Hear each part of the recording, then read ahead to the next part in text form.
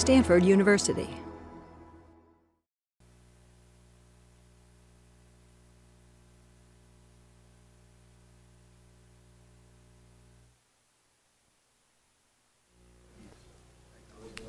Okay. Welcome to the last class for EE 380 Spring 2010-2011. I'm Andy Freeman. Assignments are due June 8th, no incompletes. In the past, we've tried to post grades more quickly for folks who are graduating. So that's the administrivia for today. Parallel execution is one of the oldest ideas in computer systems, but it's one of the most frustrating. It seems obvious how to build systems that run in parallel, and the whole world is seemingly parallel. Yet, we've only been successful with respect to very specific systems and frameworks. Today's talk is not about yet another silver bullet, but about a way to build mutable collections that are both non-trivially type safe and amenable to some parallel execution. And the reason I say non-trivial is that MapReduce is actually type safe. It's just not usefully type safe. Today's speaker, Martin Odersky, is the author of Scala, which is one of the languages that all the cool kids know now. So, Great, thank you. Can you hear me? I'm not sure whether the mic is on or not. Let's leave it at that. Oh, you played with it, didn't you? I'm not sure. No, I'm not qualified to play with it. That's why I said don't touch anything. Don't touch anything. Okay. I assume it's probably okay. Okay. Are we good? He was signaling to us. Okay, good. So my talk is about collections, future-proofing collections. But before I do that, I give you a quick intro to Scala. May I ask who already has some programming experience? Scala knows what it is? Oh, fair number. Okay, we'll go very quick over the first talk, over the first half of the talk then, because I don't want to bore you with that. So the context that actually comes from here, from right here, from Stanford, from Kunle and his colleagues, is that because of hardware trends, we're undergoing a revolution in the way we need to program. If we look at the clock speeds of cores, then they have 5 years ago stopped improving, and we see that all the additional transistors we still get actually now translate into more elements of computing, into more cores.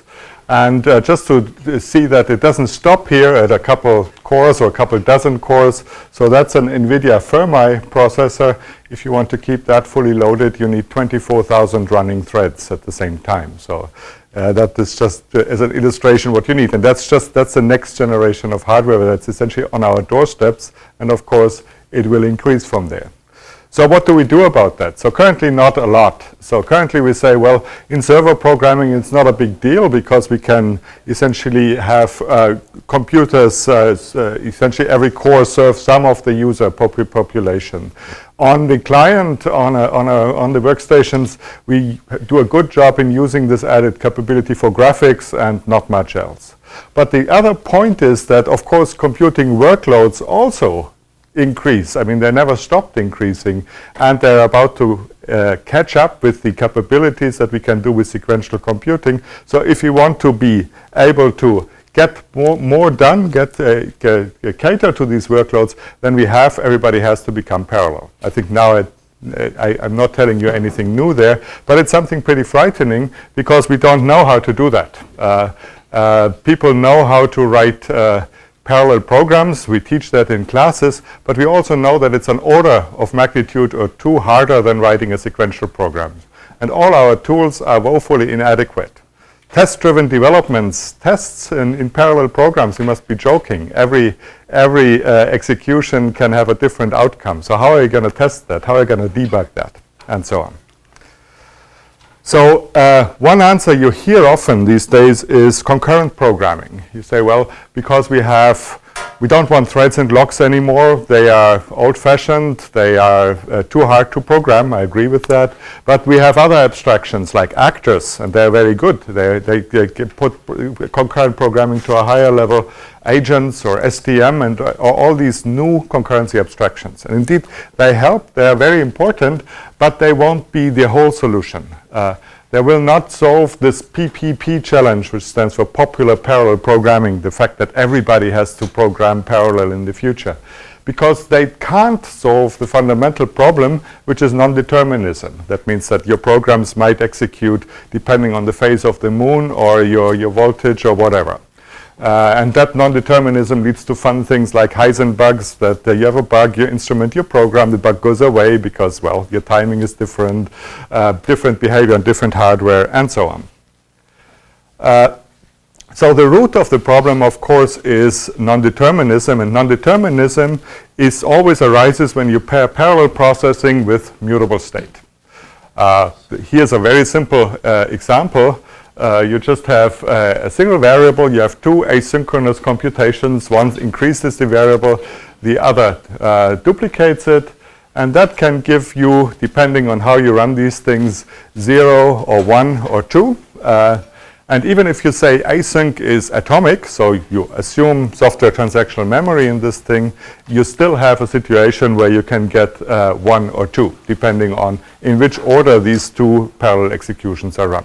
So it just goes to say that software transactional memory, also actors with messages, they reduce the amount of non-determinism, and that's very welcome, but they won't be able to eliminate it. Fundamentally, it's always there when you pair parallel processing in mutable state.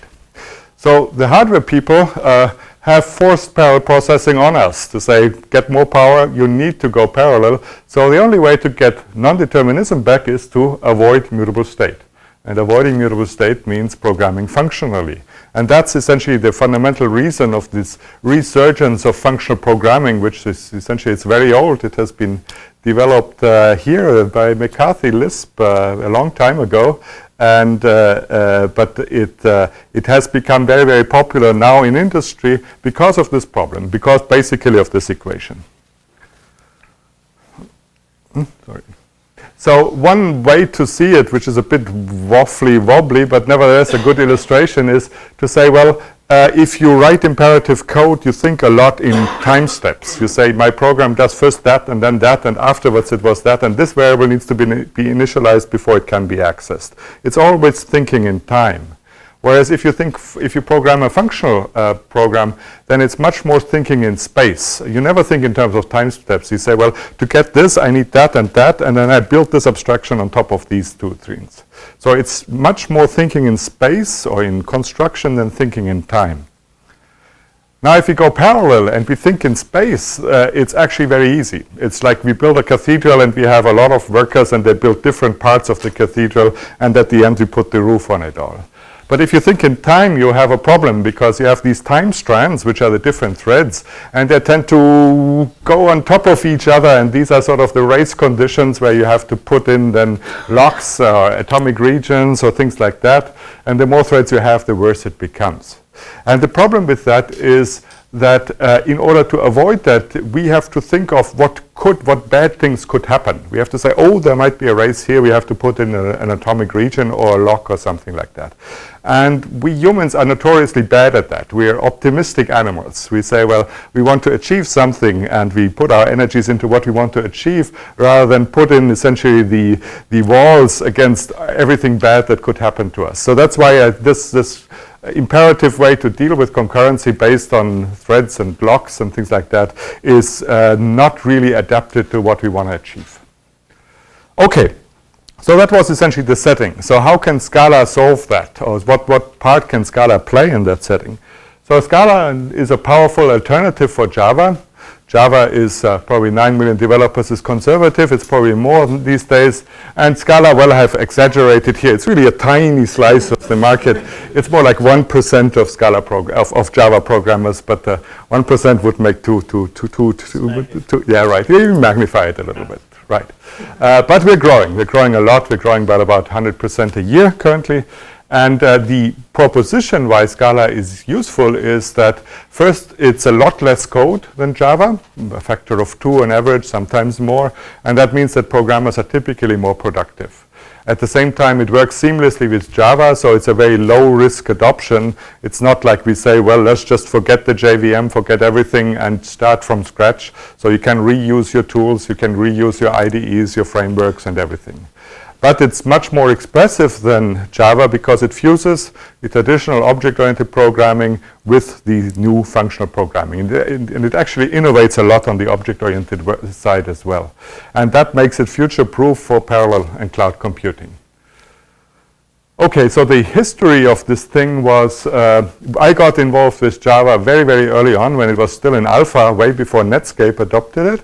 And it was mostly that I was in functional programming before, that Phil Wadler, my colleague, he had a bright assistant which says, well, there's this new thing called Java. It has a garbage collector, which was very rare in mainstream languages at the time, and it runs everywhere, and this thing is just going to take over. This thing is going to bury you, he said. Bury you, that meant the functional programming community. So we thought that rather than being buried, we would just jump on top of the wagon and do a functional language on top of the JVM. And that language became Pizza.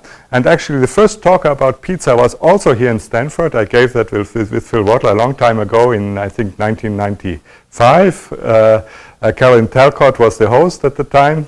And we were totally unprepared. I think the talk was 1 hour too late because we came together here and said, well, let's design the slides for the talk, and we're professionals. We do this an hour or 2 hours before the talk. We just throw the slides together. At the time, there were still handwritten slides, no PowerPoint. And then we started discussing language design, and we said, well, should we do it this way or that way? And it took forever. And then we called Carolyn and said, we're not ready yet to give the talk. And then it was rescheduled for later that afternoon, and we gave the talk very fresh. And I think Arthur van Hoff, the author of the first Java C compiler, he was in the audience, and he asked us something about what we did with least upper bounds and things like that. Okay, so that was prehistory. It eventually led to GJ, the generic Java, and also to the Java C compiler, which essentially is the GJ compiler, the compiler for GJ that Sun at the time took over. So in the last 10 years, I've decided to do something else because we should change for a while, and also because I think that Java fundamentally is very, very hard to extend nowadays. There's just so much legacy and so much baggage in the language that it's very, very hard to do anything. So we tried with Pizza and GJ to actually put something on top of Java, and it's getting progressively harder. So we said, well, rather than adding something to Java, we do something, we only maintain interoperability, and we want to do something new, and that became the Scala experiment. That was the first phase where it was essentially, we did an experiment in language design. Can we combine functional and object-oriented programming?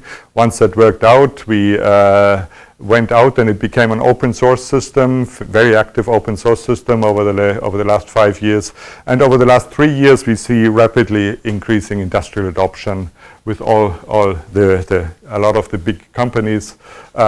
I guess a lot of them you've heard about. Twitter uses Scala. I think everybody knows that for about 3 years now.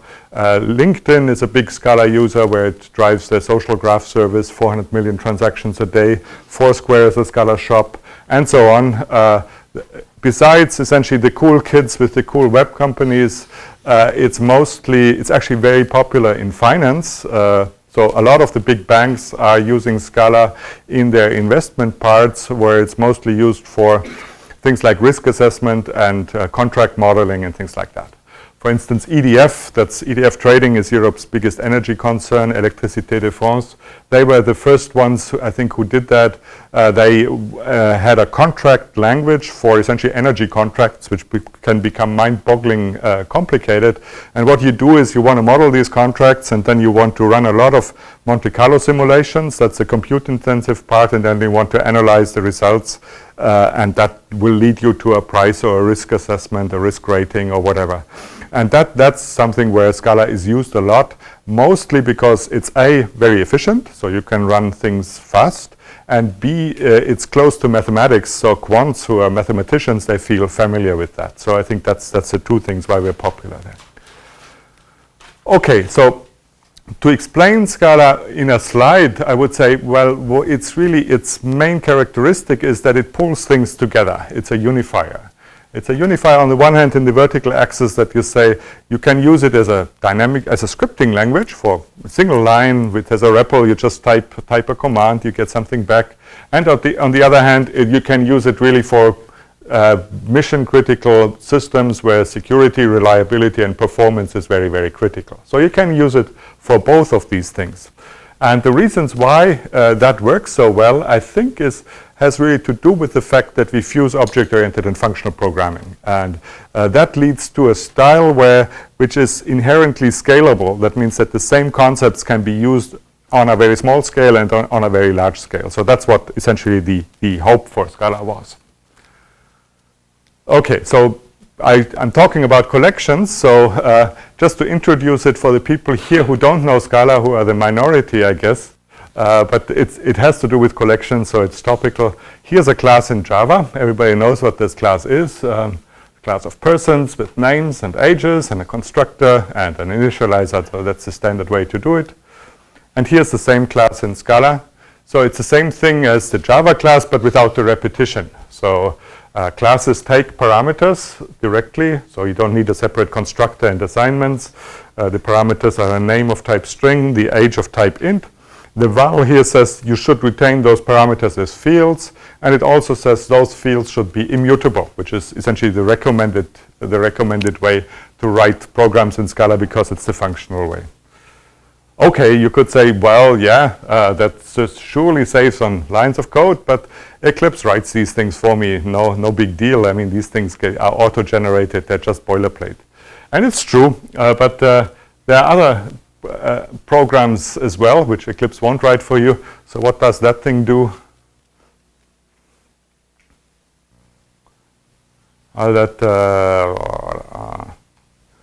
Yeah, it seems to take an array of people and split it into an array of minors and adults depending on age, right?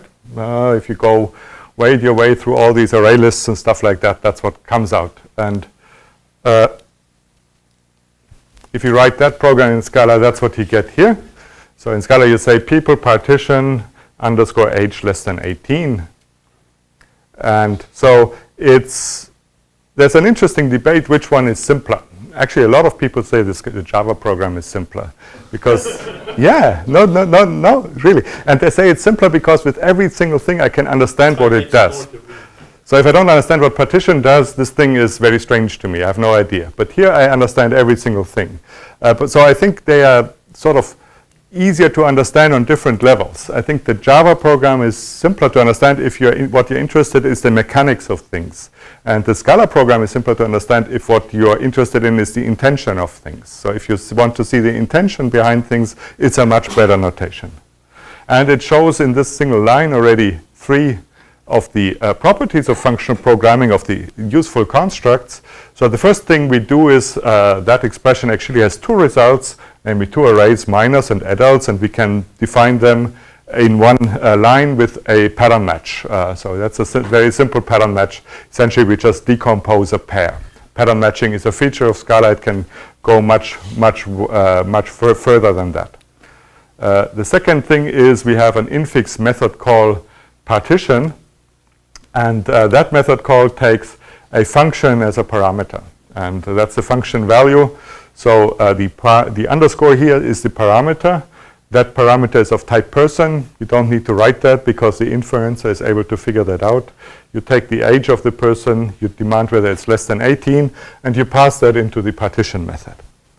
Now there's another thing there that's noteworthy. So these arrays here, when we write array of person, it's really exactly the same thing as a person bracket. It is a Java array. It's not a different representation or anything. So it's quite curious, since when do arrays have a partition method? Because this operator translates to a method call of its left argument. And that's done with something that we introduced in Scala, and it's becoming ever more important in every new release of the language. It's called implicits, implicit conversions and implicit parameters, that let us dress up, in a sense, these things to add new methods to our types and do a lot of other things as well. It's sort of like type classes in the Haskell language that also started very modestly, and now type classes are essentially the major feature of Haskell, and we see implicits becoming ever more important with every generation of software in Scala. We'll see that a bit later when we go to the collection implementation. So the bottom line is that if you go from Java to Scala, you can expect at least a factor of 2 reduction in lines of code, sometimes more.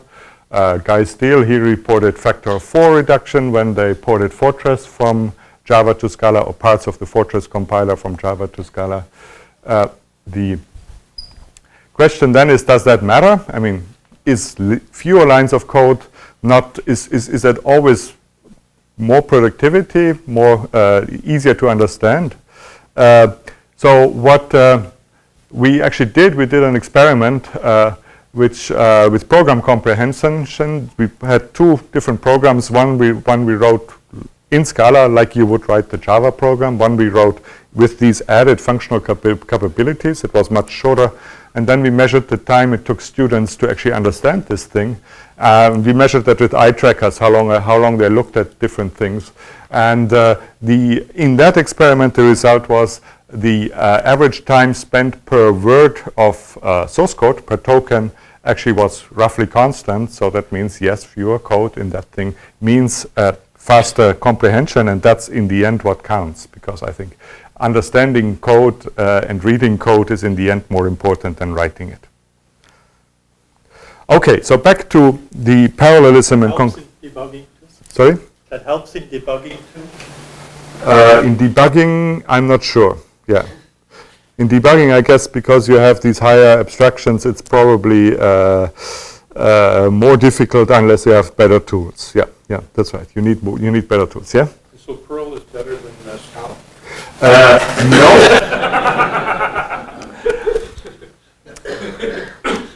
Average time spent per word of source code. So Perl doesn't have necessarily fewer words. They just condense them in single letter words. Perl and APL and things like that. So it doesn't say that Perl is more comprehensible. Yeah. You tried APL. That's right. Yeah, that would again be something where the words are very short, but not necessarily fewer words. Yeah. So I think APL, if you count, let's say, functional code in Scala and functional code in APL, you have probably the same word count. So, but then I would think that for many people today, Scala is probably more comprehensible than APL. But that's just a matter of exposure, of course. If you teach them APL, they will understand APL. Yeah.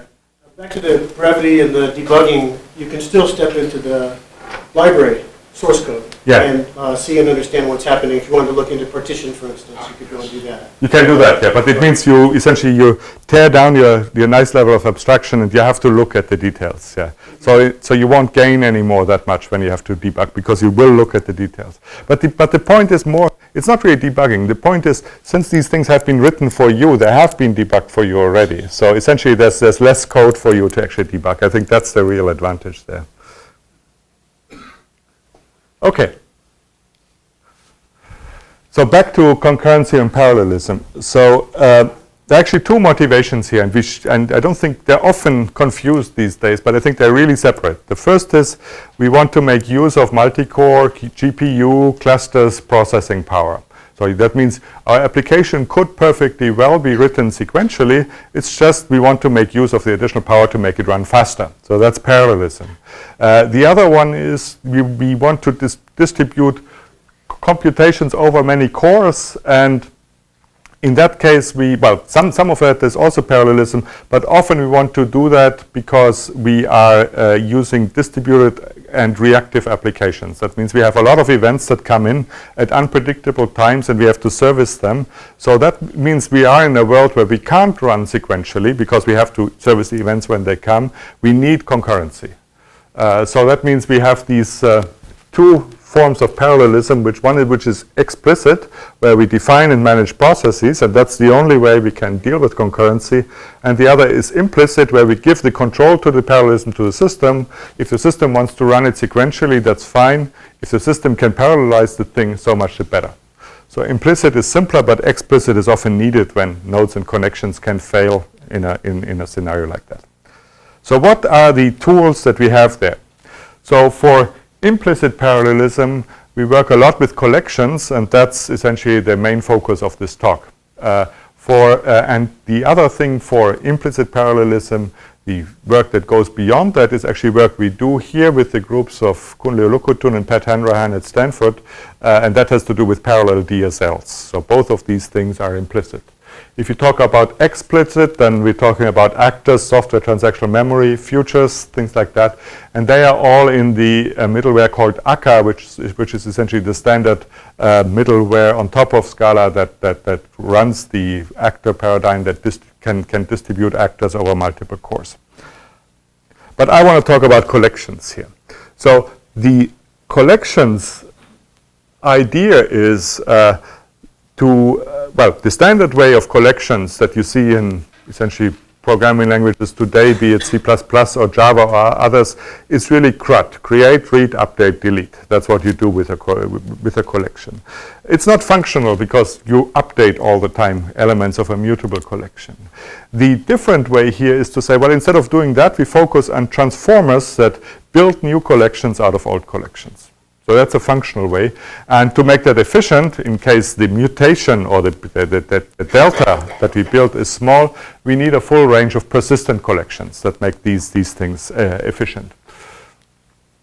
So what we have in Scala is a very rich hierarchy of collections that in the middle part pretty much resembles standard approaches, for instance, Java collections. So we have iterable here. Sequence, set, and map are specific cases of iterables. And then we have further refinements like index sequences where we can do fast random access, linear sequences where we can do fast head and tails like the standard lists in functional programming. For the sets, we have solid sets and bit sets and so on. Then the question is, for these collections, are these mutable or immutable? And the answer in Scala is, well, actually, we give you a choice, and a very systematic choice. So every major abstraction is both mutable and has both a mutable form and an immutable form. And we put them essentially in parallel package hierarchy. So there's a package Scala collection mutable, which contains the mutable collections and the immutable collections. And there's also one mirror of the whole thing in the collection package itself. That's the base class of both mutable and immutable if you don't care what kind of collections you have. Typically, it's when you only want to access a collection but not transform it or any way, then you don't care. Somebody might give you a mutable or an immutable collection. It doesn't matter. The default, when you just write list or sequence, is always immutable. So if you write list, then that's actually a expansion of Scala.list, because the Scala package is always imported to every Scala program. And that Scala.list is just an alias of Scala collection immutable list. So immutable collections are default. Here are some of the immutable collections. I think I'm going to skip that quite a lot. So what I want to do is I want to quickly introduce some of the main collection operations on immutable collections, and then we do an example. So what I do here is I simulate just a session a session with the Scala REPL with the interpreter. So for instance, here we can write a list of 1, 2, 3. Then we can map the list with a function that takes x to x plus 1. So that gives us the list 2, 3, 4, a new collection. The old collection, of course, XS is not affected. That's the shorthand syntax where we have just the underscore parameters. Get the same list again. We can filter. So that thing would take the list YS now, 2, 3, 4, and would say, well, take all even elements, elements where modulo 2 gives 0. And that gives the list 2, 4. We can do another map that YS map 0 to underscore. What does that give? So 0 to n gives us another collection which is called a range, which is essentially represented in just a single object where we store the 2 bounds and the step value of this thing. So we get a bunch of ranges. We get a range of 0, 1, 2, 0, 1, 2, 3, 0, 1, 2, 3, 4. Okay. And if we take that then and want to flatten it, there's a flatten operation, then all these ranges are concatenated into a single list. We can do that also in one go. There's a function called flatMap, which takes a collection valued function, so it's a function from elements to collections, and it would then concatenate all these collections into the same typo as the original one. So we can get back again a list of all the elements. The same thing as having gone with map and then followed by flatten. Okay, the last operation I want to do before I come to an example that ties these operations together is groupBy. So let's just for a change do a different collection, vectors. So a vector is essentially an efficient, persistent, random access list implemented as a very shallow tree with branch factor 32. So these vectors, they are essentially our standard representation for random access immutable sequences. We can use the groupBy operation on that. GroupBy is known from databases, from relational query languages. So what would that give us? So that gives us a map that goes now from the head function here gets applied to every one of these elements in these vectors. The elements are strings, which are again collections. They are sequences, special sequences of characters. So taking the head would take the first character, A, P, P, and P, and then we take that value and we just map it back to everything that got mapped by this function. So A gives us back a vector of apples, and P gives us back a vector of pear and pineapples, because those two had the P in the head function. Okay, one other thing that's useful is the for notation. So I said groupBy comes from query languages, and that's actually not the only thing. In fact, collections are very, very close to database queries and query languages. And we make that explicit with for notation. So instead of a map, we can also write something like for x taken from x as yield x plus 1. So that's the same thing as map with x plus 1.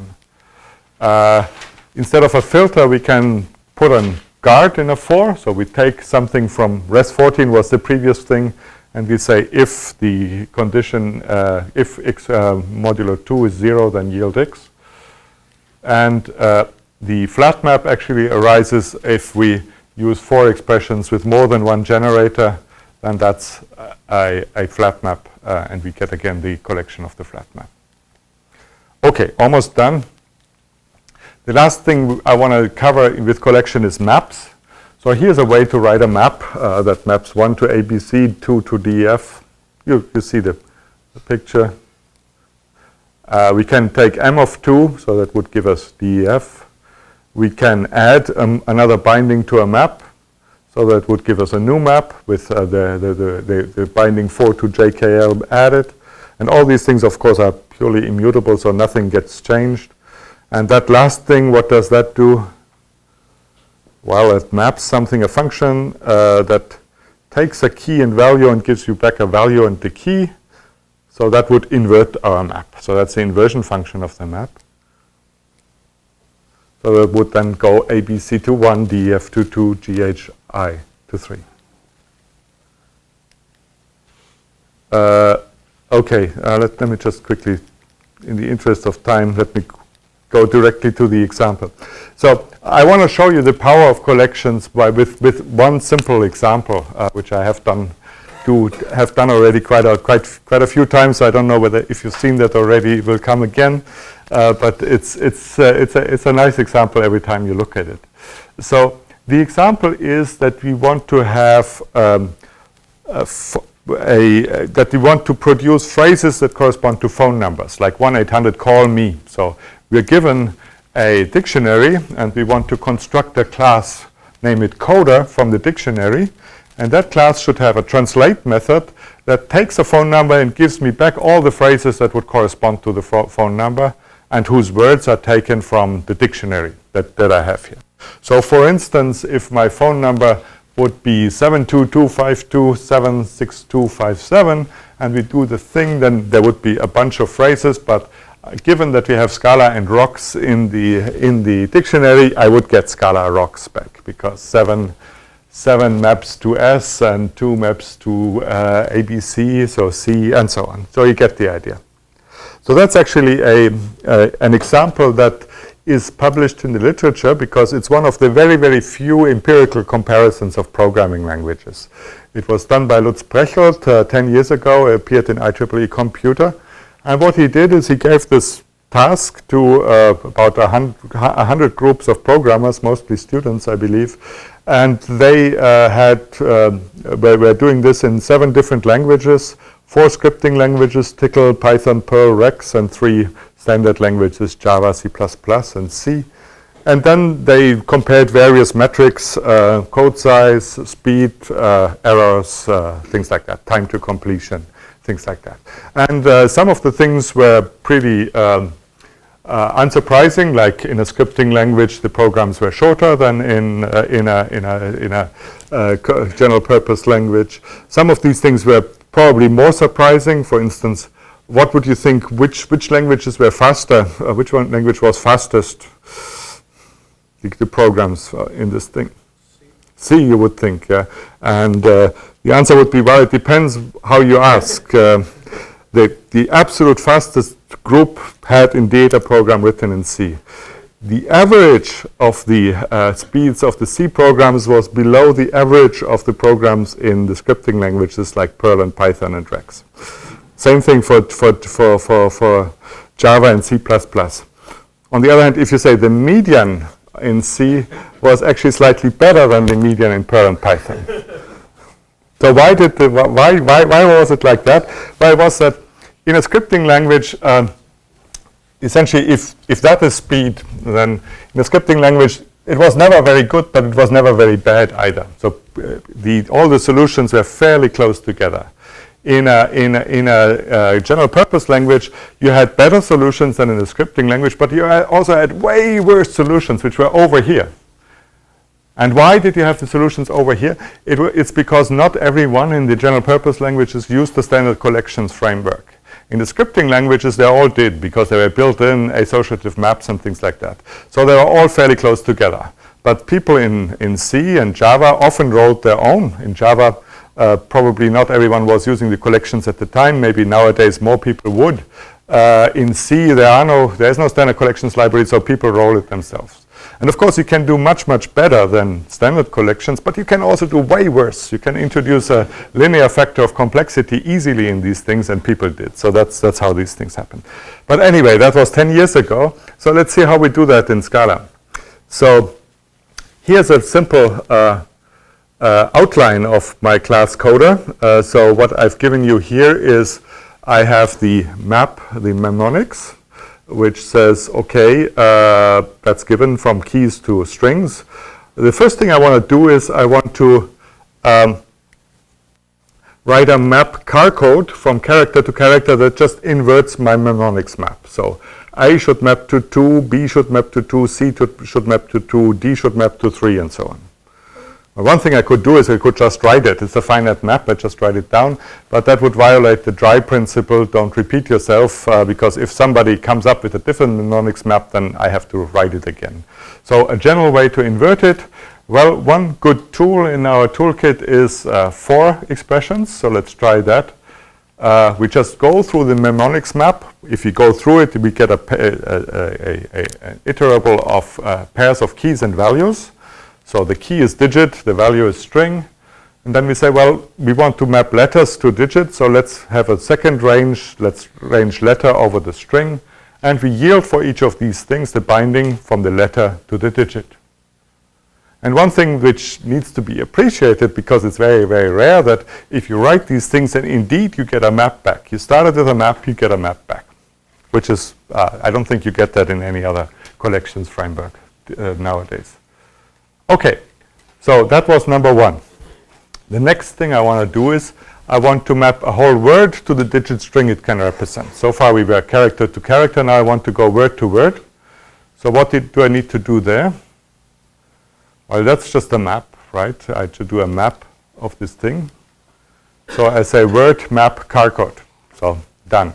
Well, a little bit more complicated, because I want to also map lowercase characters, and my car code map only works uppercase, so I convert the word to uppercase before I do map car code. But afterwards, I'm done. Okay, the next thing is words for num. So words for num, I want to now map a digit string to the words that represent them. So it's sort of the opposite of word code. So where word code gave me for Java 5282, now I want to say for 5282, I want to get a set that contains, or a list that contains Java, Kata, Lava, all the words that map to 5282. So how do I do that? And that's something that, was sort of the first times around I gave this talk, I did it by hand. So I created a map, I populated it, until I realized, no, that thing really is just a group by. That's all what we need to do. Words group by word code. That's all we need to do. So word code is the thing that from Java goes to 5282, and now I want to turn it around. So well, all the words that map to 5282 should be associated with the key 5282. So that's word code. I have one small change here that I say, well, if it's convenient to say that if a digit string doesn't represent any words, like 1111 wouldn't, because 1 is not mapped to anything, then I still want to map it to the empty list, just to fill these things with a default. And I can do that by saying with default value empty list. So with default value is another operation on the maps that I can take. It takes a map, it adds a default, it gives me a new map that now has this default. Okay, almost done. The last thing we need to do is encode, which now does the heavy lifting, which says, okay, I have a number, which is now a digit string, full string, and I need to give me back all the ways to write this as a phrase. So return all ways to encode as a number as a list of words, which constitute a phrase then in the end. So far everything we did, we had an operation for that. It would be too optimistic to assume that encode also has an operation, so we have to do it by hand. So if we do this approach to programming, the first thing you do is, has it been done for you already? Is there an operations in the collections? If yes, use it. If no, what do you do? Well, the next good tool in the toolbox is divide and conquer, to say, well, let's split this into cases and treat the cases individually. Maybe we can do something there. So let's do that. So one case is, which we should get rid of immediately, is if the number is empty, what do we do then? Well, what should the answer be? Well, we actually do have a solution. The solution for the empty number is the empty phrase. So the empty phrase corresponds to the empty number. So we return a set of the empty list. That's the solution for that. If it's not empty, what do? We do a for, and we say, well, we have a choice. Where should the first word of the number end? So it starts with the first character, and it goes, either it's just a single character, or it goes 2 characters up to all the length of the number. In which case we would have a phrase consisting of a single word. So that's a split point that goes from 1 to the length of the number. And the next thing is to say, okay, let's take split point characters from my number. Take is a general operation on collections, which also works in this case for strings, and run words for num. So it gives me all the words that match this first part of the number, and we let word range over them. So word range is over the solution for that. The final thing is to say, well, we still have to do something with the rest of the number. So the rest of the number is number drop split point. And well, that's a recursive call for encode, because that's what we need to do there. And now we have to just to reconstitute the result to say, well, our phrase then is word followed by rest. The double colon is the cons operator on the lists. And the only thing, if we do that, then we get a type error, because we have started here with a range, and then the type system will actually yield something which is an index sequence, and we demanded a set. So at the end, we convert it to a set, and we're done. Yeah? If you're trying to push this as a language for features, for concurrency and the like, I'm surprised actually you use such a serial example when the Department of Energy did this set of programs, which I don't know if you've seen the reference, called the Salishan programs, and there are 4 programs of fairly serious nature, like a paraffin's problem, modeling a doctor's office, a skyline matrix, and I forget the 4th one. I mean, I can search it real quick. But I would recommend you code up those 4 programs as test cases. That's a good point. Yeah, but we'll see. So I'm showing you the sequential collections. We see in a moment how it gets parallel. Okay. But you're right that it's not probably not as highly scalable as these things. So that's sort of just the beginning, and we want to go further. But there's a reason why I did it, which will become. I'm going to explain a little bit.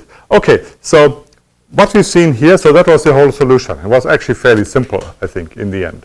It's overall maybe 20 lines, 20 fairly short lines, so that's a further 5 times reduction from the average size of the scripting languages, which has to do, A, with the fact that, of course, this thing is polished, and the others, well, there were students who wrote this in an afternoon, and B, yes, functional collections give you a lot more power to actually do these things concisely. So to just compare what would an expert do in another language, I had this in a previous time I gave this talk. Actually, I had twice in 2 previous instances I had Josh Bloch in the audience. The first time he fell asleep, that's because he was jet lagged. The second time he was awake, and he told me, no, I can do stuff like this in Java as well. It's just because these were not the experts. I mean, in Java you can run it very well. So he sent me this solution. So I just put it up for comparison. So that's a solution in Java. It is quite a bit longer. Josh claims it's clearer. I claim the opposite. I think the main thing that is different here is that it's hard to read because I had to shrink the font size a lot. A lot of these methods take a lot of parameters, which is essentially the intermediate state, because this thing is stateful, that you have to carry through your computation. And that's sort of the big win in functional programming, that you need to do that. Don't need to do that, that all the intermediate abstractions make sense by themselves. So for instance, here we have digits offset, length, and start. So you have lots of these different things. Where am I? How far do I have to go? These sort of things. Okay, so that's the Java solution written by Josh Bloch, who is the author of Java collections. So he's certainly the authority on the subject. How long did it take? I don't know. And also, he's also the author of the very popular and very, very good book, Effective Java, which, by the way, a lot of the recommendations in Effective Java boil down to the fact to say write functional Java programs, program functionally in Java. Okay, so what does it have to do with parallels of how we were sequential? In fact, we are almost there. So Scala has a way to actually, well, essentially we have another mirror image of these collections that are all parallel collections, and there's a way to turn collections from sequential to parallel. So if you look at the same example, now seen completely, what do we need to do to make that parallel? In fact, we have to see, well, where are there opportunities for parallelism? And we see there are 2. The first is in the dictionary construction. Dictionary might be large. It might take us some time. And the second is in the search, when we search possible words in the phrases. So for the dictionary construction, what we need to do is we need to pass in, instead of the list, which is a hopelessly sequential data type, a parallel vector, which is essentially another sequence implementation that is parallel. And that means all the rest, all these operations, well, I think for words it's just this groupBy that matters, will be done in parallel. And the other thing is for the search for encode, we start with a range. And all we need to do is we want to say, well, we want a parallel range. A parallel range is something where then all the operations, map, flatMap, filter, the operations we've seen are all done in parallel on this thing. And we do that simply by this par method, which says dot par, the par operator, turns every collection into a parallel collection. Now, if you do that, and it's true that it's baby steps, but if you run this, let's say on a 4-core system, you get a speed up of about 2.5, which is not shabby for what you get. And generally, we see that with a lot of people. They say, well, I plug in my parallel, and yes, I do get speed increases, and pretty reasonable speed increases. Yeah. Now, does that par do a 10-way for the digits of the phone number, or does it take the for loop and actually parallelize it? It takes, well, the for loop is actually not a for loop. The for loop, maybe I went very quickly over this point. The for loop translates into a sequence of map, flatMap, and filter. And it's these operations that have parallel implementations on parallel collections. Yeah. Okay, so that's what you need to do. And that's so a parallel collection and mapping parallel collection to sequential. So let me talk a little bit about the implementation of these parallel collections. So one of the difficulties in parallel collections is to get the right degree of parallelism. So parallel collection does not mean that if you have 100,000 elements, then you will generate 100,000 tasks that are run in parallel. You want to chunk, and you want to chunk depending on how many computing resources you have available. So what we do is that we essentially there's a formula that says I have so many elements in my collections, I have so many cores, and then I will determine from that an initial size of computation. And in this initial size, I err on the level of finer granularity. So to say, well, let's have rather a fine granularity. And then there's a nice integration with the scheduler. The scheduler is a fork join, Douglas fork join, which is a work stealing scheduler. So work stealing scheduler, for those of you who don't know, everybody knows what that is? Yeah, okay. No? Okay. Work stealing scheduler means that you have worker threads, and as these tasks to execute come in, they get randomly assigned to the worker threads. And if a worker thread is finished, its queue of tasks is empty, it will start stealing tasks from the queues of the other worker threads. And that's a good way to reduce contention, because you don't need a global lock where you say, well, essentially every worker thread has its own queue, and stealing from the end of the queue typically can be done without contention from the worker who works from the beginning of the queue. So that's essentially the pretty much standard way to have high performance schedulers these days. And we make use of that with the fact that we say, okay, we err first on the side of fine granularity. That we say, okay, we pick a little bit, because the problem is if the granularity is too fine, then we have too much scheduling overhead for all these small tasks. If the granularity is too large, then we risk that one core or one processor will still be stuck in his work, which for some unforeseen reason just takes longer than all the others, and all the others are finished and just twiddle their thumbs and says, well, and wait for this last core to finish. So that's the problem if the granularity is too large. So what they do here is that we say, well, we err on the point of having a rather fine granularity first, and once we did the first chunk, the thread looks whether somebody has stolen from their queue, the worker thread. If that's the case, then that obviously means that the other processors are close to finishing, so it picks another increment of the same size. If nobody has stolen from the queue, then obviously everybody is still very busy, and it will pick twice as much as granularity next time. So that you have auto-adapted systems that, depending on the workload, increase or decrease the granularity, and it actually works pretty well in practice. Okay, on the type side, that actually was also a challenge to fit them in. So I've shown you the collection hierarchy with traversable, iterable sequence, and then the sets and maps. We have a parallel one for parallel iterable, parallel sequence, parallel map, parallel set, and these sort of things. So the question is, how do we fit them in? One answer would have been not at all. They're two different collections, but that's bad, because sometimes we want to say, well, it doesn't matter whether this thing is parallel or sequential, we want to deal with it. We want to deal with all kinds of sequences whether they're parallel or sequential. Another way to put it would be to say a parallel sequence is a special form of sequence, but that's actually the wrong way around, because a parallel sequence, in a sense, it weakens the contract. If you do a map over a sequence, you know that the function will be applied in sequence from left to right on all elements. And that matters if you have a side effect in your map. And for each, if you have a for each, it matters in every case. Whereas for a par sequence, the par sequence is free to execute these things in any way it likes.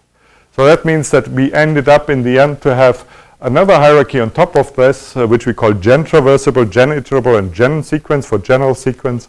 That is a supertype of both of these things. Which makes things a bit more complicated, but it's the right way to model it, we believe. If we had started from scratch, then the natural thing would have to be to call traversable, iterable, and sequence without commitment what it was, and then to call this sequential sequence or sequential traversable. But since we started with these things, that's what we had in the previous Scala versions, we couldn't change the names anymore. So that's why the names are like that. Okay, So the next step beyond that is to say, can we do that for distributed collections? And that comes to MapReduce. MapReduce is a very fine abstraction, but sometimes it gets out of hands for actual pipelines. So you need 100 MapReduce steps or more. And it would be very nice to have higher level abstractions for that.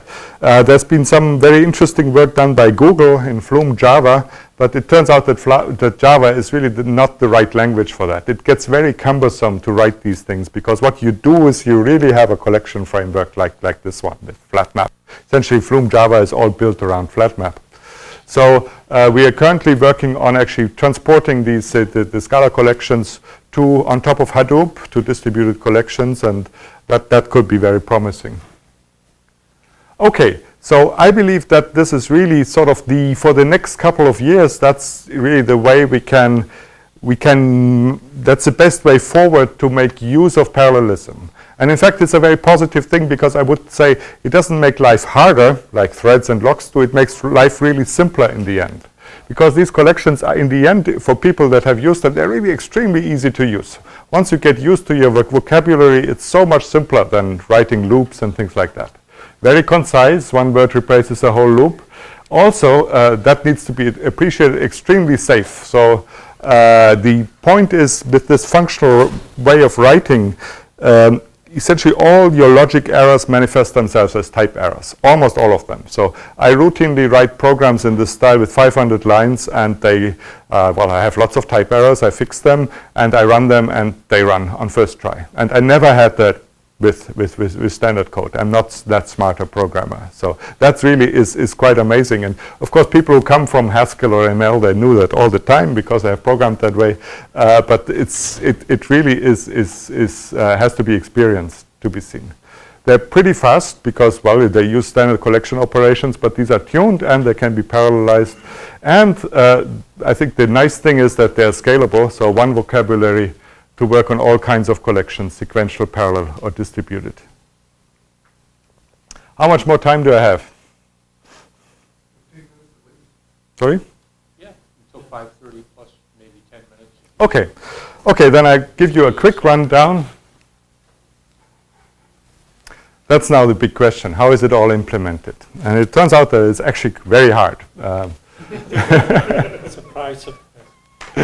So the first rule is none of this has compiler support. It's all in a library. So everything you've seen, from forming collections to running operations to everything, is in a library. And that means everything is extensible. So everything we do with collections, you can add your own collections into the framework, and everything works for those as well. Okay, and then we have this for these bulk operations, they construct something called, they conform to something called the uniform return type principle. Uniform return type principle says if you do a map on a list, you get back a list. If you do a map on a set, you get back a set. Seems pretty standard, pretty straightforward. Now, if you look, what languages or frameworks do you know that actually implement that principle? Scheme does it? Very good. I didn't know that Scheme did it. Okay. I'm not sure. It's untyped. So. It's untyped. Well, yeah, but untyped even untyped languages do count. So I know Smalltalk does it with a fairly elaborate thing with species. They have but they have to put in a special abstraction to do it. Ruby does it also with fairly advanced meta-programming, these mix-in modules. And that's, for me, what I know is the only two languages that do it, that really give you these general abstractions that then work again with the same things. I know certainly of no statically typed language that does it. For instance, if you look at .NET, which also have essentially things in link which are very close to what we do in Scala, the result of any operations in .NET is always an I enumerable. No matter whether you started with a set or a sequence or a map, it's always an I enumerable. If you look at Closure, which is another list, if the result of whatever you do is always a lazy list. Again, they have these things that every collection, every operation on collection, no matter where you come from, gives you the same type, not different types. But that is something that is I believe, not really scalable in this world of parallelism. I mean, IEnumerable is a lousy type for parallelism. It's about the worst possible type to enumerate these things, right? So you will certainly want to say for parallel collections, you need something that's parallel that comes back. So the obvious principle would be say, well, whatever you started with, you get back. So how do we do that? It's actually very hard. So here's what we did first. Well, the first approach is easy. It's just a lot of code, and that's the problem with it. So before Scala 2.8, which came out about a year ago, the way we wrote it is like that. On iterable, you have filter, which gives you back an iterable, partition, which gives you back two iterables, map, which gives you back an iterable, and so on. Then you have sequence or set or map, and then you have to specialize it. Every one of these guys has to give you back a sequence. So you have to duplicate the code of these things. Well, maybe you can call the super constructor and then do a typecast or something like that, but you have to write something in any case. So filter needs to be redefined on every level. Same for partition. And the same pattern repeats for many other operations. So overall, we have more than 100 in these collections and more than 30 or 40 that have this problem with the result type, and a lot of different collection structures, maybe 20 different collection types or something like that. And it turned out that this was barely manageable when we started and became completely unmanageable when we finished. Yeah?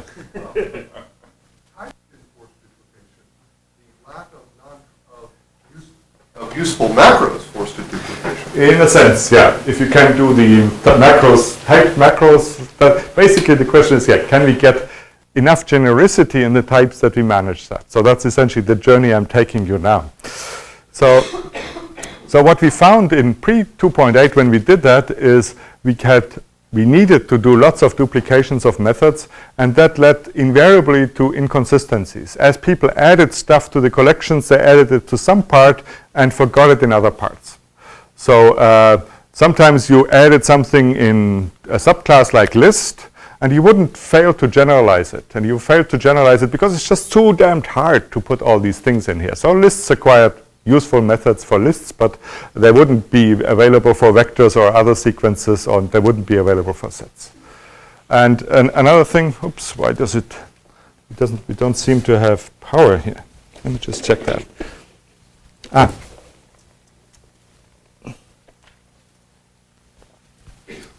That's good now. Okay. Another thing I noticed was that there was a very clear broken windows effect, that classes that had lots of random operations got more. So people dumped more in classes that stayed clean, that started clean, stayed clean. It's the garbage collection. Yeah, garbage, yeah, right. Yeah. Exactly. So here's one example that's list. List was a favorite dumping ground for random methods. So it was a great pleasure when we moved to 2.8 to deprecate every single operation in list, because they all could be generalized, every one of them. So essentially, there were no special operations in list left. Okay, so we need to be more generic. So that was essentially the clear conclusion that we have to do that. And with Scala 2.7, we introduced something that we thought would help us a lot, and that's higher kinded types. So here's one thing that shows why we need higher kinded types. So we have this trait iterable, and we have the map method. I'm not sure why this is centered. It should have been not, but yeah, we can read it still. You have the map method in iterable, and it gives you back an iterable, but an iterable of a new element type, namely the result type of the function. And for sequence, it's the same thing. Map gives you back a sequence, but at a new element type. So the thing that varies, or that you can, the thing that you keep constant here that you can abstract over is the type constructor, not the type, because it will be applied to different element types. And abstracting over type constructors, that's called higher kinded genericity, and we had introduced that in Scala 2.7. So we thought, well, with that we can actually do the job. So here's what we thought we could do. What we did is we generalized the sequence of traversable iterable sequence further to collections that abstract over the representation type. So that's traversable like. A is the element type, CC is the collection kind, collection constructor. And the the type parameter reads cc of x to say, well, it's actually that the cc is a thing that itself takes a type parameter. And once we have that, then we can say, well, filter gives me back a cc of A, and map gives me back a cc of B, where B is the result type of the list. So I can write the type signature with these things. And then in the user visible types, like traversable, iterable sequence, well, I just plug in the right type constructor, and I'm done. So that was the idea. That was the theory. If you want to do that, then the next thing is, well, that's to get the type structure right. How can we get the mechanics right, that we actually these things, I need to write a map or a filter only for a single time. So there everything works with builders. So our central abstraction is builder. If you look at traversable like, which is sort of the root trait of the hierarchy, which deals with all things that are traversable, we have two abstract methods which need to be implemented then by every collection. The first method is for each, which says, well, apply a function over every element of your collection. And the second one is new builder, which says, well, create a new builder for my result collection. And what you do with the builder that's given in top of here is you can add an element with plus equals. So you add all the elements of the collections, and then you take out the result with the result operation. So once we have those two abstract ones, we can write map. We can say, okay, map says, well, create a new builder, and then run through the collection with for each, apply the function to each element, add it to the builder, and take out the builder result. And all the other collection operations basically work the same way. So once we have builders, we can be completely generic for this sort of thing. Cool. So that's what we did. And then we said, well, it takes us 6 months to write maybe 2.8, and then it took us 1.5 years. So the reason was that things were not that simple. So here you see why things are not that simple. Bit sets. It's just, well, there are several examples of that. Bit set is one example. A bit set is a special case of set. So you write bit set 1, 2, 3, you get a bit set. You write map on a bit set, that gives you a bit set 2, 3, 4, of course, as you would expect. But you write map with toString and bang. And then what you get is no longer a bit set. It can't be a bit set because you have a set of strings now. So the best thing you can get back is a set of strings with this thing of 1 bang, 2 bang, 3 bang. So that's a pretty weird type structure because it means the result type of the map operation, it sort of jumps around. So it says, well, if the argument type, if the function maps ints to ints, then I can keep it at bit set, but if it maps ints to something else, I can give you a set. That's not parametric at all. So if you do parametric type theory, that's completely unseen in all these things. So how do you model these things?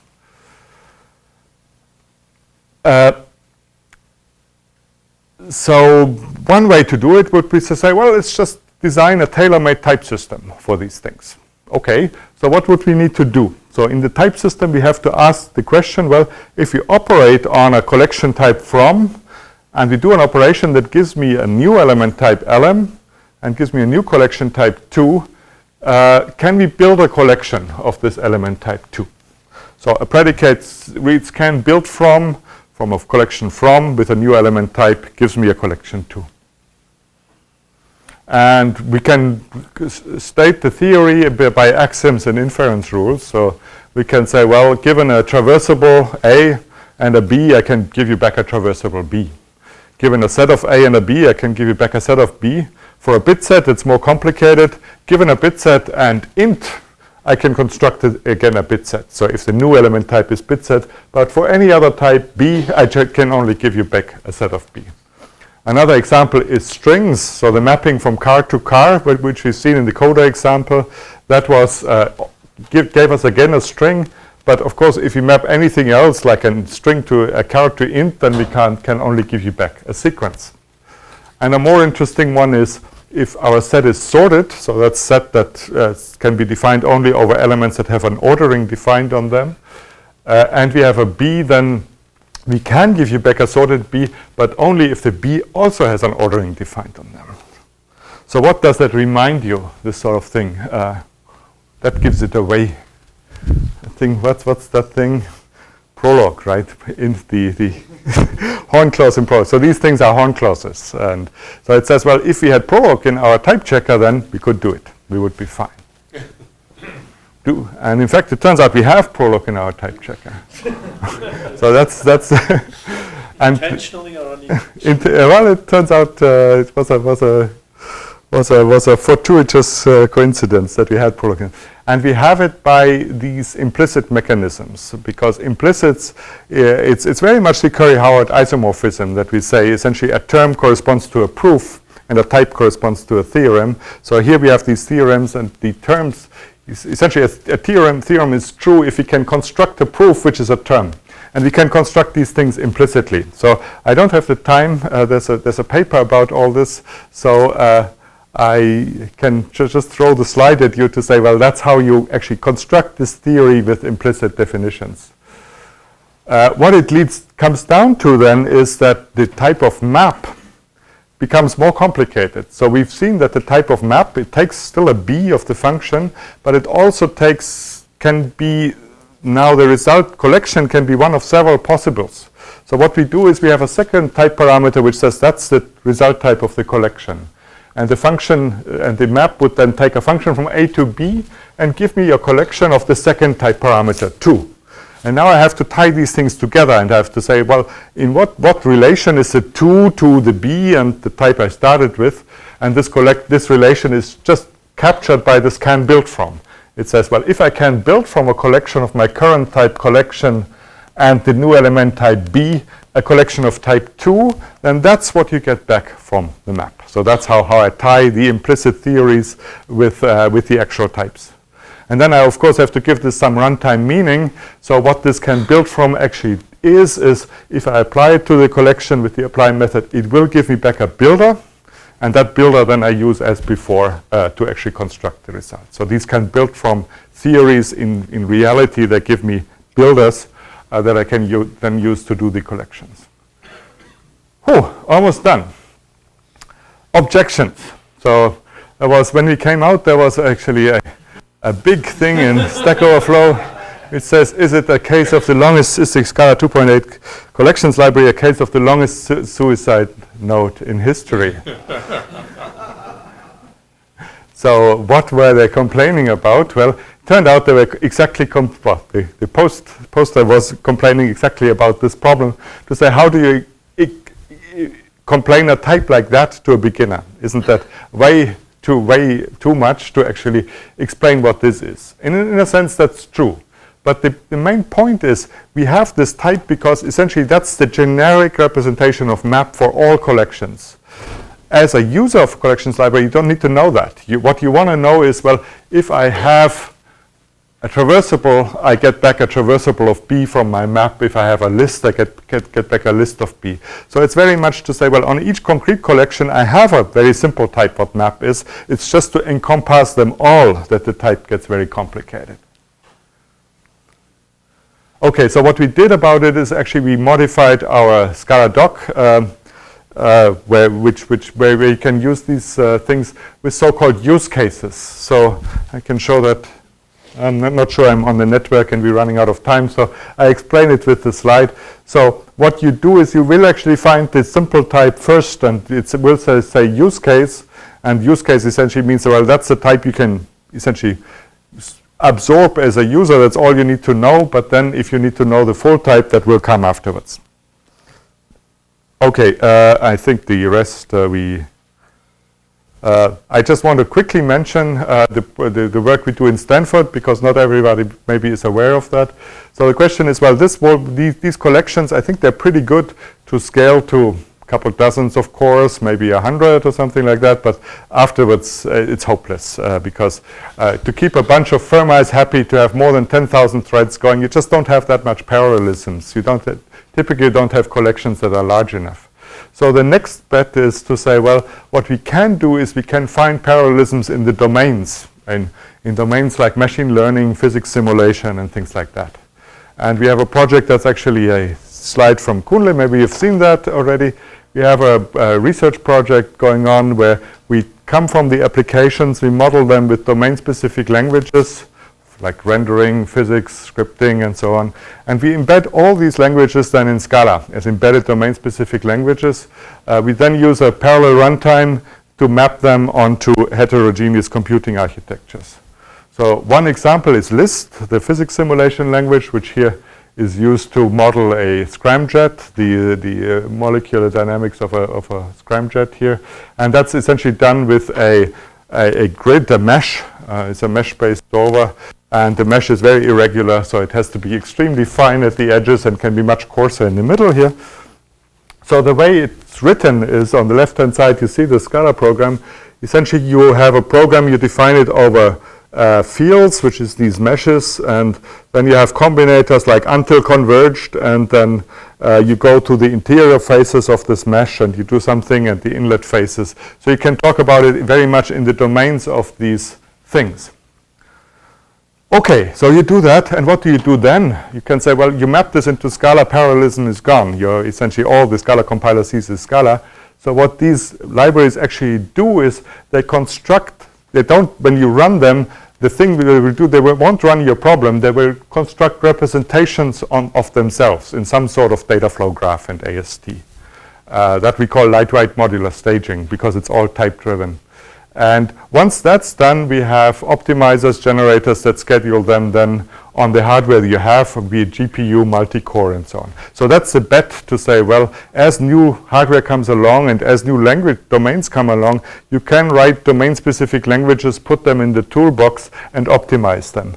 And I'm pretty confident that this is has a good shot at working precisely because it's not a silver bullet. I don't think there is a silver bullet for this sort of massive parallelism.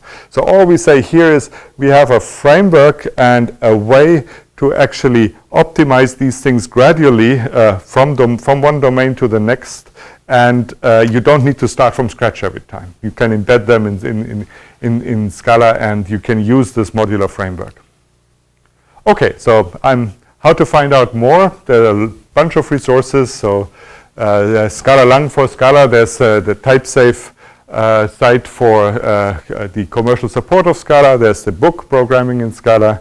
And with that, I conclude and take questions. Thank you.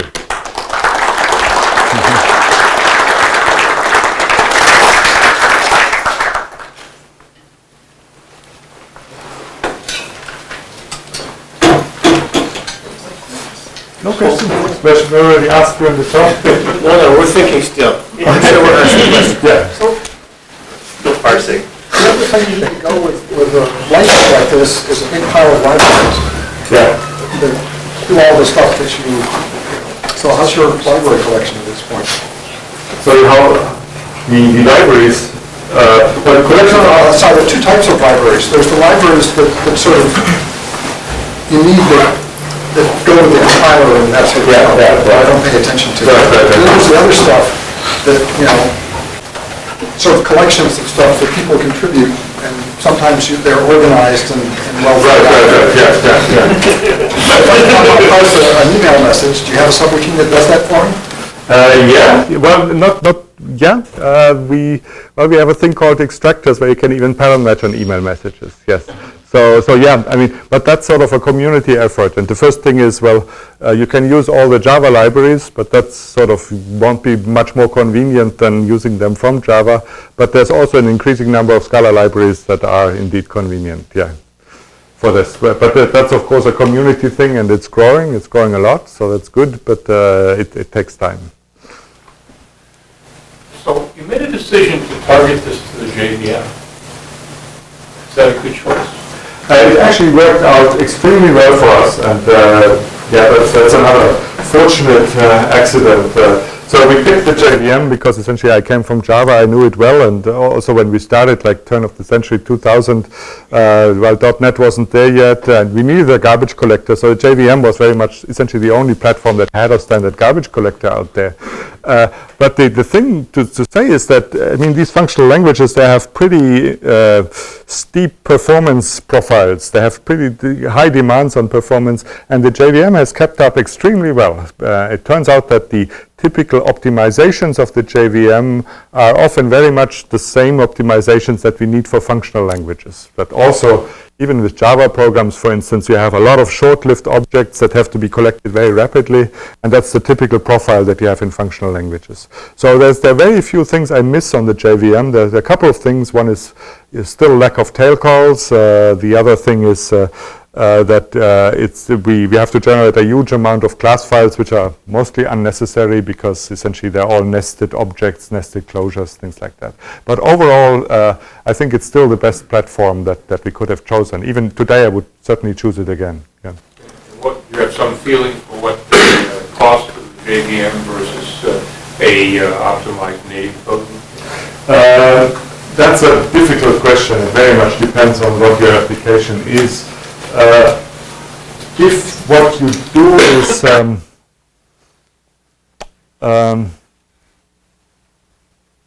I think it's not a fixed cost, fixed overhead. So sometimes the JVM is actually faster than a C or C++ program.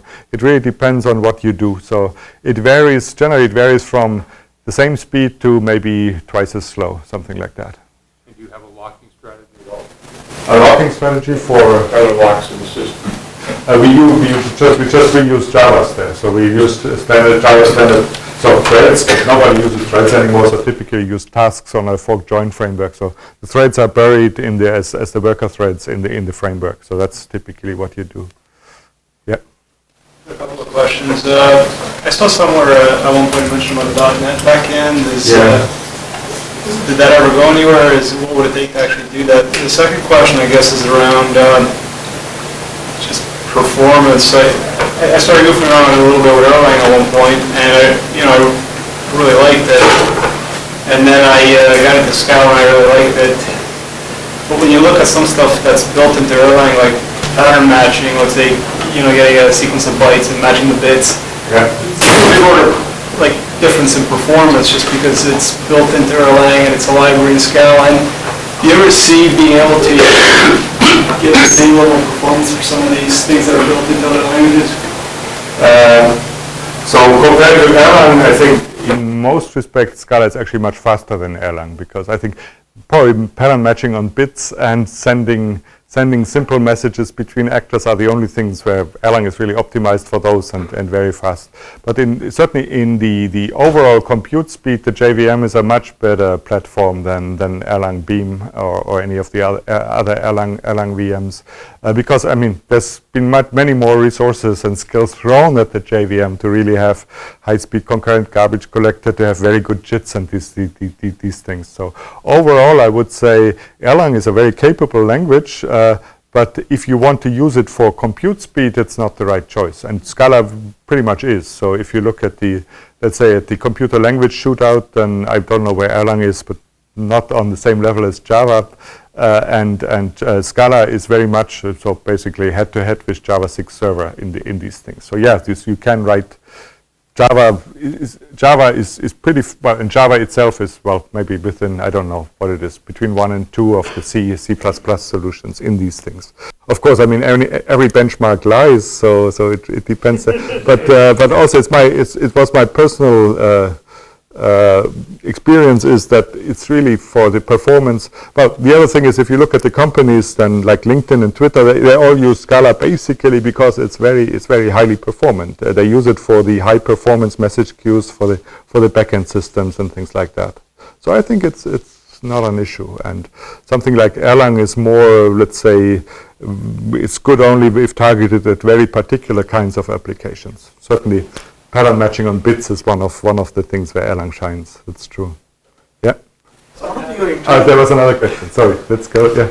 The .NET question. Oh, the .NET question. Yeah, there actually will be an announcement at the Scala Days conference, which is tomorrow and Friday here on the Stanford campus. We have a project which is funded by Microsoft, and I think the announcement will be that the first bootstrapped version of Scala on .NET is actually available now. So bootstrapping is a big step because the Scala system is already quite big. The compiler is big, it's complicated. So bootstrapping means it's a certain threshold that's achieved. There's still further things to be done, mostly that we haven't integrated with .NET generics yet. That's a big headache because they're so different from the Java generics. And we have to do Visual Studio integration. So it's not done yet, but we're getting there.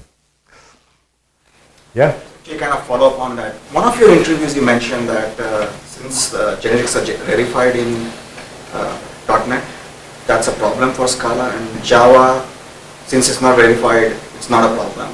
Could you elaborate on that? Well, mostly, if we want to have one language that fits both, we don't want to force the language, fork the language. So it means that essentially we can't make use of any of the reified generics in .NET. But on the other hand, we need to do that to be able to interoperate. So we need to find a scheme that we are reified and at the same time are not reified. Which is sort of a difficult equation. So I think we have a scheme found which is based on manifests. Manifests is essentially our way to reify types, and I think that will let us bridge the gaps by pushing the thing in the library that we say on .NET, the standard .NET libraries, which of course won't be available on the Java platform, they will have manifests with their types, and that way we can see them. Maybe Alex can say something about reified generics in Java? No. From Scala's perspective? I'm actually not a fan of reified generics. I mean, the precedent of the languages before Haskell, ML, none of them had reified generics. I don't think we need them, and I think they could be an overhead at runtime, and also, but what's worse is they constrain too much what you can do. The other problem with .NET is that every language on .NET is fundamentally C# in a different cloths, because the type system is forced on the language in .NET. So that's another problem there. Yeah. Yeah, I was curious what your thoughts are on Clojure and some of the other JVM languages that have taken a different approach, trying to be simpler to understand. So Clojure and the other languages, well, the other mainstream alternative languages on the JVM, they're all dynamic languages. So that means, in a way, they're simpler to understand because there's no type system to learn. And of course, a type system is a big part of the language. For Scala, it's certainly the biggest part of the language is the type system. The rest is fairly simple. The syntax is actually fairly compact. If you count, let's say, keywords, then we have actually fewer keywords than Java, I think, and about as many grammar rules as Java from the syntax, and that means we are about 1/3 of languages like F# or C# or things like that. But the types are certainly take some learning. So I would argue that if you're new to the language, then actually Scala is very easy to get into. The parts that takes some time is actually to be able to write high-performant, high-security typed libraries. And that's something, of course, that in dynamic language you don't have. There are no types, so you need not worry about them. So a certain complexity is taken out of the way.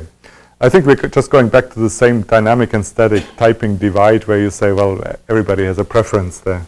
Well, I saw you Scala in 2.7 days, and it had a bit of the flavor of like C++, where if something went awry, it was very difficult to get through all the implicits or traits and see where exactly something went wrong because of the many layers of abstraction. And then if you really wanted to do some secure code in the sense of like, well, I want to have some understanding of how execution works for a differential power analysis or something, you would be screwed. Yeah. I don't know. So we improved that a little bit from 2.7. So for instance, the implicits have much better error messages now. We need better tools for that. So one thing we work on is a type debugger that lets you, but if you have a mysterious type error message and you don't know what to do, it actually lets you trace the way interactively how the compiler came to this point. Because, I mean, the fact that the hard part with statically typed languages, in particular with sophisticated type systems like Scala, is that you have essentially a single line or a couple of lines that explain the problem to you, which is very frustrating because in a language where all errors are dynamic every time you have an error, but at least you have a debugger, you can find out these things. So one thing is, I think with better tool support, we also can get there. I think that compared to C++, well, first, C++ is a hugely more complicated language. I mean, I think it's not the same thing at all. And second, for C++, that the risk is bigger that you actually will fail because the abstractions in C++ are all leaky. have to be, because essentially the low-level nature of C++.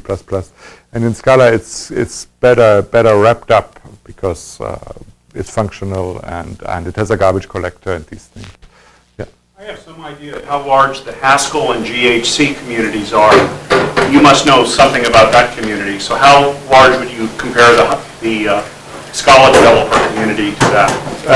There are very different profiles in the community. So Haskell is very strong in academia and has a large pool of enthusiastic hobbyist programmers that all write Haskell.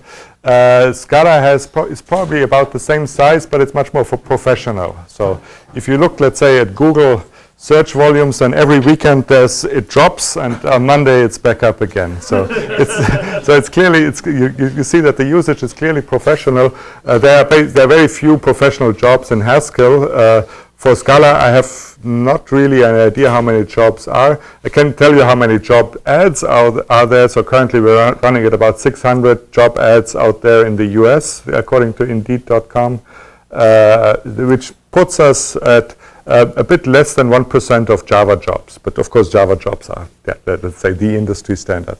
In some other markets like the UK, we're a bit over 1%. But that's sort of the general feeling, which I think means that Scala is probably right now the functional language that's most often used in industry. So also if you compare to Erlang and Clojure, Scala has certainly more job ads than any of those.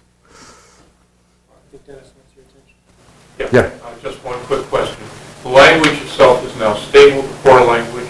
It's not going to be changing. No. And the primary changes that happen at each release are improvements in the system and a more extensive library.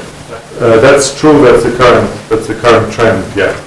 And the future directions of it is really essentially the major focus is parallelism. So to make parallelism work better.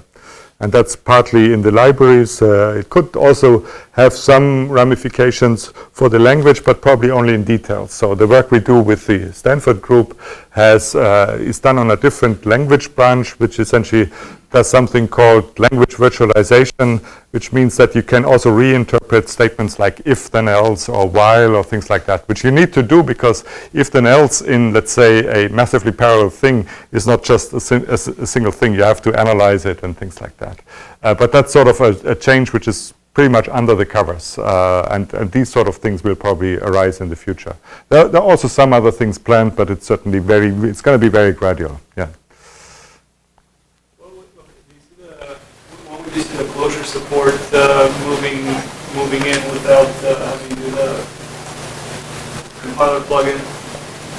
You mean continuation? Sorry. Continuations might well happen pretty soon because it seems like there are lots of things which we want to push in the standard libraries, async support for Java NIO and things like that.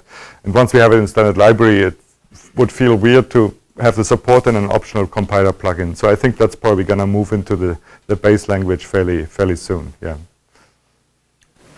Well, I think we should close it. Thank you very much. Thank you. For more, please visit us at stanford.edu.